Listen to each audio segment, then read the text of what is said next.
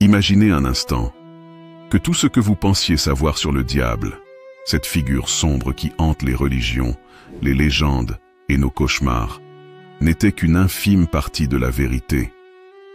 Et si ses véritables origines ne se trouvaient pas dans la Bible, ni dans les récits chrétiens ou islamiques, mais bien plus loin, au cœur de la toute première civilisation connue de l'humanité, la Mésopotamie, et plus précisément chez les Sumériens, car bien avant que l'on parle de Lucifer, de Satan ou du malin, les anciens peuples qui vivaient entre le Tigre et l'Euphrate avaient déjà façonné des récits troublants, effrayants, des histoires de dieux rebelles, d'entités monstrueuses et de forces obscures qui semblent étrangement proches de l'image que nous avons aujourd'hui du diable.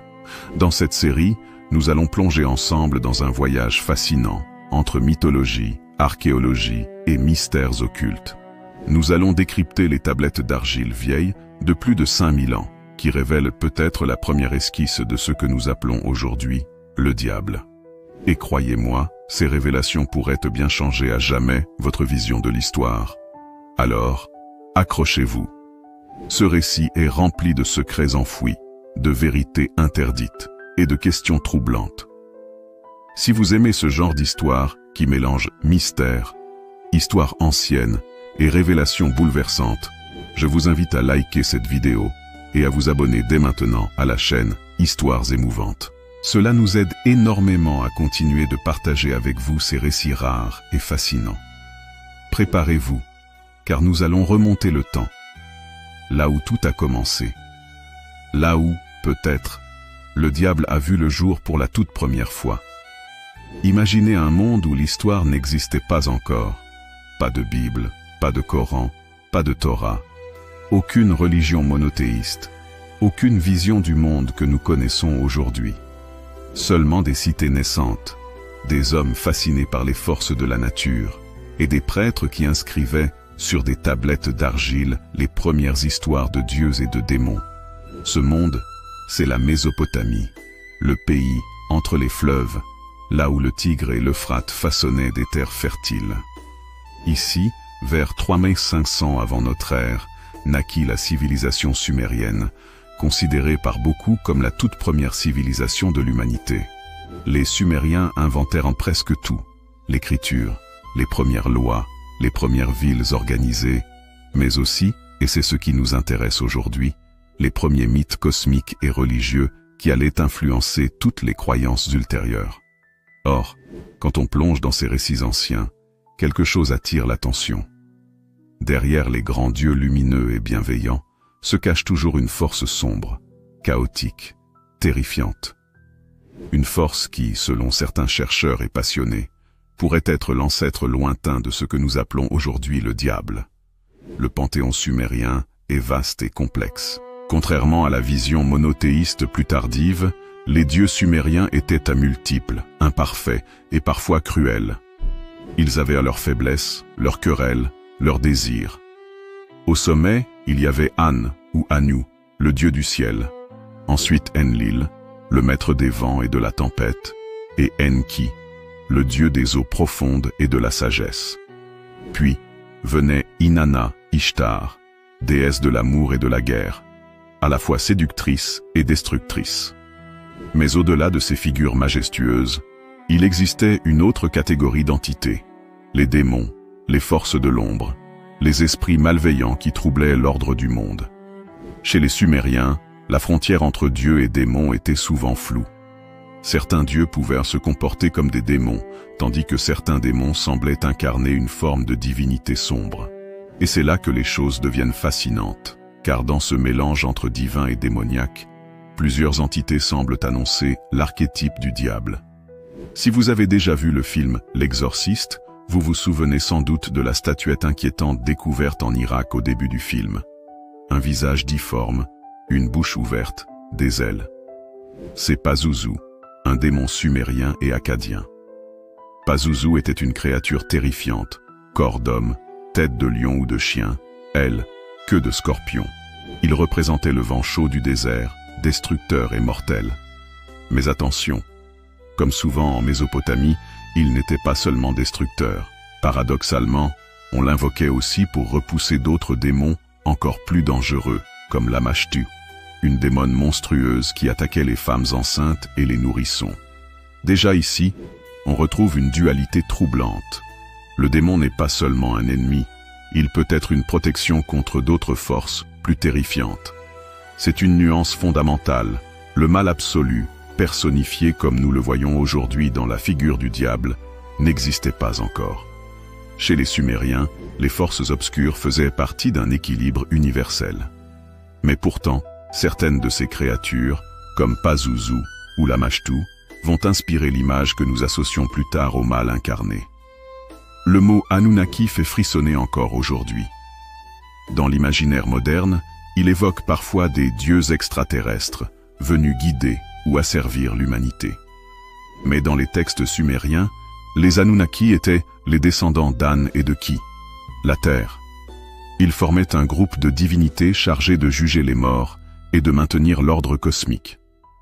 Certains mythes les décrivent comme bienveillants, mais d'autres les présentent comme cruels, manipulateurs, capables de déclencher catastrophes et guerres. Un récit troublant, appelé l'épopée d'Atrahasis, raconte que les dieux, fatigués de travailler pour entretenir la création, décidèrent de créer l'humanité pour être leurs serviteurs. Mais lorsque les humains devinrent trop nombreux et trop bruyants, les dieux voulurent les détruire par des famines, des épidémies, et finalement par un déluge.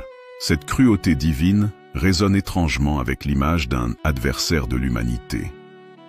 Certains chercheurs y voient une préfiguration de l'idée du diable. Non pas un être unique et personnel, mais un collectif de forces supérieures, hostiles à l'homme et prêtes à l'anéantir. Mais le mythe le plus frappant, celui qui semble le plus proche de l'image du mal cosmique, vient de la figure de Tiamat. Tiamat n'est pas exactement sumérienne, mais babylonienne, les Babyloniens ayant hérité et transformé la mythologie sumérienne. Elle est décrite comme une gigantesque entité marine, une dragonne des eaux primordiales, incarnation du chaos. Dans l'Enuma Elish, le grand poème de la création babylonienne, Tiamat se rebelle contre les jeunes dieux. Elle engendre une armée de monstres et menace de tout engloutir. Finalement, le dieu Marduk la terrasse dans une bataille titanesque, et de son corps déchiré, il crée le ciel et la terre. Ce récit évoque irrésistiblement le combat éternel entre l'ordre et le chaos, la lumière et les ténèbres, Dieu et le diable. Tiamat devient ainsi l'un des premiers archétypes d'une force maléfique primordiale, une sorte de Lucifer avant l'heure, mais féminin et monstrueux. Quand nous pensons aujourd'hui à l'enfer, nous imaginons un lieu de flamme, de souffrance éternelle et de damnation. Mais pour les Sumériens, la vision était bien différente, et en un sens, plus effrayante encore. Le monde souterrain s'appelait Kur, ou Irkalla. C'était un royaume lugubre, sans soleil, où régnait une pénombre éternelle. Pas de châtiment flamboyant, pas de flammes, mais quelque chose de pire. Une existence grise, poussiéreuse, où les morts erraient comme des ombres, condamnés à se nourrir de poussière et d'eau stagnante. Ici, pas de paradis, pas de récompense, pas d'espoir. Tous les morts, grands rois ou simples paysans, se retrouvaient dans ce même royaume funèbre. Et ce royaume avait une maîtresse, la redoutable Ereshkigal, la reine des enfers. Ereshkigal était la sœur d'Inanna, déesse de l'amour, de la guerre et de la sexualité. Mais si Inanna régnait sur la vie, la passion et la guerre sur terre, Ereshkigal dominait les profondeurs et l'immobilité des morts. Son palais était entouré de 7 portes, gardées par des démons terrifiants appelés les Galus, qui avaient pour mission de traîner les âmes et parfois même les vivants jusque dans les ténèbres. Les descriptions de ces démons rappellent étrangement certaines représentations médiévales du diable. Hideux, féroces, armés de griffes et de crocs, insatiables dans leur mission de capture. Déjà, nous voyons apparaître une image claire, celle d'un royaume hostile à l'homme, régi par des forces sombres qui ne laissent aucune échappatoire. L'un des récits les plus fascinants de toute la mythologie sumérienne est celui de la descente d'Inanna aux enfers. Curieuse et ambitieuse, Inanna décide un jour de visiter le royaume de sa sœur, Ereshkigal. Elle se rend donc aux portes des enfers, vêtue de ses plus beaux habits divins et parée de tous ses insignes de pouvoir. Mais pour franchir chaque porte, elle doit retirer un de ses symboles. Sa couronne, son sceptre, ses bijoux, ses vêtements. À chaque passage, elle se dépouille davantage, jusqu'à arriver nue et impuissante devant sa sœur. Ereshkigal, sans pitié, ordonne qu'elle soit tuée et pendue à un crochet. La grande déesse de l'amour et de la fertilité se retrouve prisonnière du monde souterrain, privée de sa gloire et de sa puissance. Ce mythe est essentiel car il révèle une vérité glaçante pour les Sumériens. Même les dieux ne pouvaient pas échapper à la puissance des enfers. Dans ce récit et dans d'autres, les Galus apparaissent. Ces démons infernaux ne sont pas seulement des gardiens. Ils sont des ravisseurs d'âmes, des entités voraces qui se nourrissent de l'essence des morts. Leur rôle ressemble étrangement à celui des démons chrétiens plus tardifs. Ils traquent les vivants pour les entraîner dans l'ombre. Ils empêchent les morts de s'échapper. Ils incarnent la cruauté sans émotion, l'instrument d'un ordre supérieur mais malfaisant. Les Galus sont peut-être les premiers véritables démons infernaux de l'histoire, préfigurant une hiérarchie de l'ombre qui, des millénaires plus tard, sera attribuée à Satan et ses armées. Ce qui rend la mythologie sumérienne si fascinante, c'est la manière dont elle a inspiré les visions religieuses ultérieures. Quand on observe Kure, ses démons et la figure sombre d'Ereshkigal, on y voit déjà les bases de ce qui deviendra, l'idée d'un royaume des morts, séparé du monde des vivants, l'image d'une souveraineté obscure opposée aux dieux lumineux, la hiérarchie des démons qui traquent l'homme. Autrement dit, le diable, tel que nous le connaissons, n'est pas encore une figure unique. Mais dans l'ombre des Galus et sous le règne d'Ereshkigal, nous distinguons la silhouette naissante de cet adversaire cosmique, celui qui finira par être personnifié plus tard sous le nom de Satan. Les Sumériens croyaient que les démons des enfers pouvaient, parfois, franchir la frontière entre le monde souterrain et celui des vivants. Ces incursions se manifestaient par des maladies, des possessions, des malédictions. Les prêtres exorcistes sumériens, appelés les Ashipus, passaient leur vie à lutter contre ces intrusions. Ils gravèrent des formules magiques, dessinaient des sceaux protecteurs et invoquaient parfois d'autres démons pour repousser ceux qui voulaient franchir la barrière. Déjà, on voit ici la naissance d'un concept central dans toutes les religions. Le monde visible n'est pas seul. Il existe des forces invisibles, malveillantes, qui cherchent à pénétrer notre réalité. Et derrière cette peur constante, se cache ce qui deviendra plus tard l'idée même du tentateur et du persécuteur, le diable. Dans la mythologie sumérienne et akkadienne, les dieux n'étaient pas des entités figées et parfaites. Ils se disputaient, complotaient, se trahissaient. Cette humanité dans leur comportement est peut-être ce qui les rend si proches de nos histoires ultérieures. Un mythe peu connu raconte que les dieux mineurs, fatigués du travail imposé par les grands dieux, se révoltèrent. Pour punir leur insubordination, les dieux supérieurs décidèrent de créer l'homme, afin qu'il devienne leur serviteur et les décharge de leurs tâches. Ce récit, connu sous le nom d'Atrahasis, est fondamental, car ici, l'homme n'est pas créé par amour, mais par utilité, presque comme un esclave. Et derrière cette histoire, certains chercheurs modernes voient déjà la trace d'une tension. Les dieux ne sont pas forcément des protecteurs, mais parfois des tyrans. Et qui dit tyrannie, dit rébellion. Dans d'autres récits mésopotamiens, certains dieux ou entités furent chassés, bannis, rejetés par leurs pairs. Ces récits sont souvent fragmentaires, car beaucoup de tablettes sont brisées ou incomplètes. Mais à travers les fragments, on devine une thématique récurrente: la punition de ceux qui ont défié l'ordre établi. Cela fait écho à un motif qui deviendra universel, celui de l'être lumineux, puissant, qui se rebelle contre l'autorité suprême et qui est précipité dans les ténèbres. Quand on lit ces histoires avec nos yeux modernes, il est difficile de ne pas y voir une préfiguration du récit biblique de Lucifer, l'ange déchu devenu Satan. Ce qui est fascinant, c'est que certaines divinités mésopotamiennes étaient directement associées à l'étoile du matin, Vénus.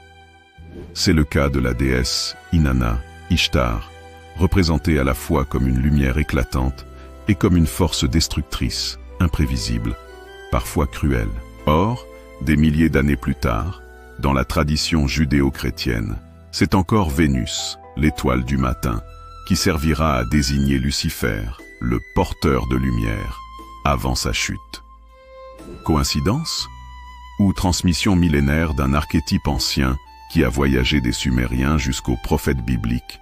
Chez les Babyloniens, héritiers des Sumériens, on trouve un mythe qui résonne particulièrement fort. La bataille de Marduk contre Tiamat. Tiamat, incarnation du chaos, fut vaincue, déchirée, et reléguée dans un état de néant après avoir osé défier l'ordre des jeunes dieux. Ce récit peut être lu comme une lutte cosmique entre le pouvoir établi et une entité rebelle. Et, encore une fois, cela résonne étrangement avec l'idée d'un adversaire originel, rejeté, condamné à incarner le mal pour l'éternité. Là où la Bible parle d'un ange chassé du ciel, les Sumériens et les Babyloniens nous parlent de dieux, de dragons et de forces primordiales bannies. Mais le motif reste le même, une révolte contre l'ordre divin, suivie d'une chute dramatique. Ce qui est saisissant, c'est de constater comment ces récits sumériens et mésopotamiens ont voyagé dans le temps.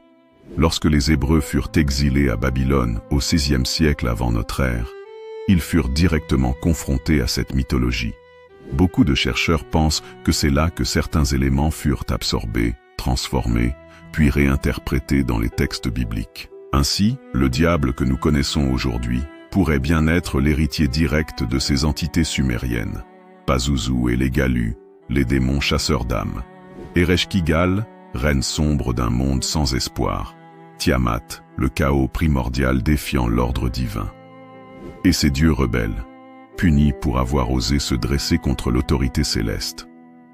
Peut-être que le plus grand héritage des Sumériens est d'avoir légué à l'humanité l'idée que le mal n'est pas seulement humain, mais qu'il existe au-delà de nous, dans le tissu même de l'univers. Chez eux, le mal n'avait pas encore un seul visage. Mais les bases étaient posées. Et, de ces récits dispersés, les cultures suivantes allaient peu à peu façonner une figure unique, personnifiée, le diable.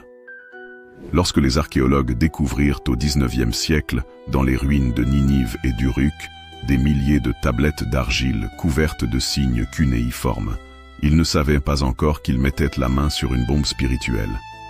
Car ces textes, une fois déchiffrés, révélaient non seulement les premières lois et poèmes de l'humanité, mais aussi les récits des dieux, des démons et des forces obscures qui hantaient déjà les Sumériens.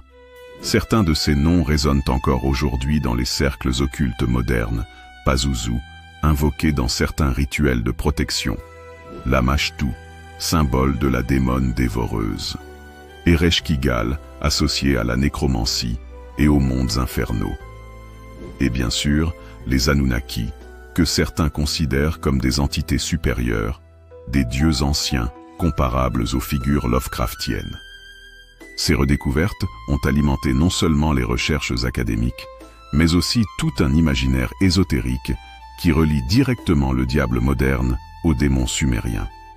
Lorsque le judaïsme, le christianisme et l'islam se sont développés, ils ont hérité, consciemment ou non, de nombreux archétypes sumériens et babyloniens.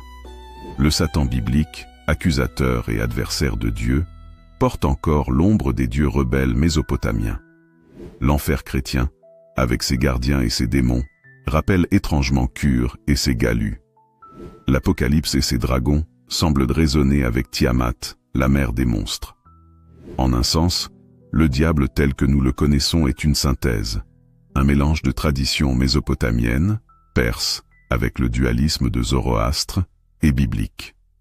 Mais la racine la plus ancienne, celle qui donne à Satan son parfum archaïque, pourrait bien être sumérienne. Aujourd'hui encore, ces figures anciennes hantent notre culture populaire.